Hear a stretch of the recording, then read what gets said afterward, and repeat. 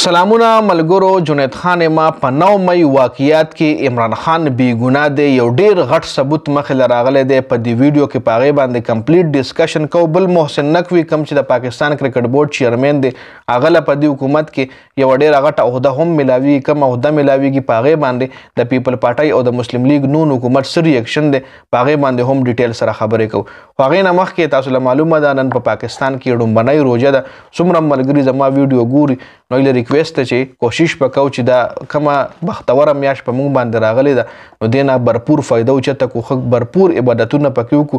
ځکه وایي هغه ډېر بدنصیبه انسان دی چې په کوم باندې الله پاک د رمضان میاشت راولي او د خپلې ګناهیانې په الله پاک باندې معاف نه کړي او د دغې میاشتې نه فایده اوچته نه کړي. نو کوشش وکړو چې کمپلیټ عبادتونه پکې وکړو او الله پاک په دې میاشت کې د خپل ځان نه رضا کړو. بل چې کوم زما ریکویسټ نو اکثر به تاسو کتري ډېر ملګري دسترخوان نه پکچر وباسي په خپل سوشل میډیا پلیټ فارم باندې شیر کوي، په سټیټسو باندې لګوي، نو دې نه هم اجتناب وکړئ.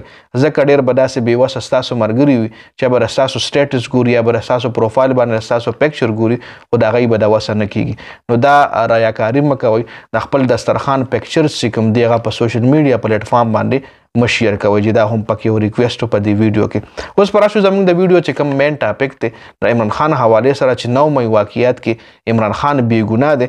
څه داسې غټ ثبوت مخې راغلی چې د هغې نه داسې لګي چې عمران خان بې ګناه دی. تاسو له چې دا کم تصویر په سکرین باندې ښکاري دا جنۍ چې کوم ده په 9 مئی باندې دې پکچرز مختلف علاقو کې میډیا ولا راوچت کړی. تاسو له ښکاري چې دې سر لاس کې جنډه هم ده، د پی ټي آی پټې هم غاړې لا چولې ده. نو همدغه به مطلب په میډیا باندې راتلل چې څومره هم د پی ټي آی چې یو دهشتګرد جماعت دی، پی ټي آی په ملک کې فساد جوړوي، حملې شوي په 9 مئی باندې، نو هغه ټول الزامات په دې تصویر باندې هم ډېر زیات تنقید کېدو هغه ټایم کې چې دا د پی ټي آی عوام دی چې پی ټي آی عوام راوته په میډیا باندې دا تصویر ډېر زیات شو کېدو.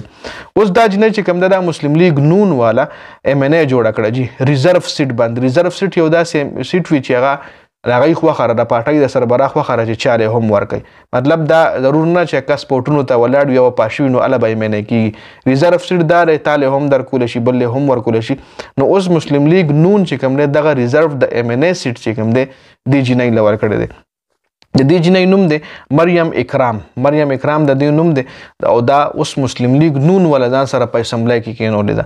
نو اوس چې کله دا فیصله مخې راغله نو هغې نه پس څومره هم صحافیان دي یا د پی ټي آی کارکنان دي هغوی وایي چې دا خو د مسلم لیګ نون جنۍ وه خو دا په دغه ورځ باندې په دې راوتې وه د پی ټي آی جنډه او څادر یې په دې وجه اچولو چې پی ټي آی یې بدناموله.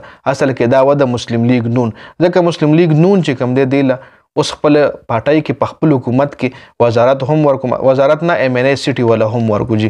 نو په دې باندې هم یو ډېر غټ ډیبیټ روان دی، یو ډېر غټ بحث روان دی چې عمران خان بې ګناه دی او دا هر 9 مئی واقعیات چې کوم دي دا مسلم لیګ نون کړي دي. د دې شاله چې کوم ماسټر مایند دی هغه مسلم لیګ نون دی. رانا ثناءالله پکې هم ډېر زیات یادېږي. اوس پر راشو جي محسن نقوي د پنجاب سی ایم خو اوس د کابینې وزیر داخله هم جوړېدی شي جي. د کابینې وزیر داخله سیټ چې کوم دی عهده چې کومه ده هغه محسن نقوي ته د روان ټایم کې میلاوېدو وله ده. چونکې محسن نقوي د ما خیال راتلونکي 3 کالو ټینیور د پاکستان کرکټ بورډ چیرمین چې کوم دی هغه هم محسن نقوي وي. چونکې نون لیګ والا د محسن نقوي حوالې سره وایي چې دا زموږ د پارټۍ سړی نه دی، پیپل پارټۍ والا وایي زموږ د پارټۍ سړی نه دی، چې دا د دواړو پارټو سړی نه دی. نو دغه صحافیان دا کوېسچن ریس کوي چې د دواړو پارټو سړی نه دی. اصل کې حکومت خو په پاکستان د دواړو پارټو راغلی، د ایم کیو ایم راغلی، نو چې دې پارټیانو سړی دا نه دی، دا د کمې پارټۍ سړی دی چې ده له دومره غټه عهده میلاوېدو واله ده جي. نو دا سره 2 اهم خبرونه په دې ویډیو کې مې تاسو سره شریک کړل. د ویډیو کتلو زیاته مننه جي. والسلام.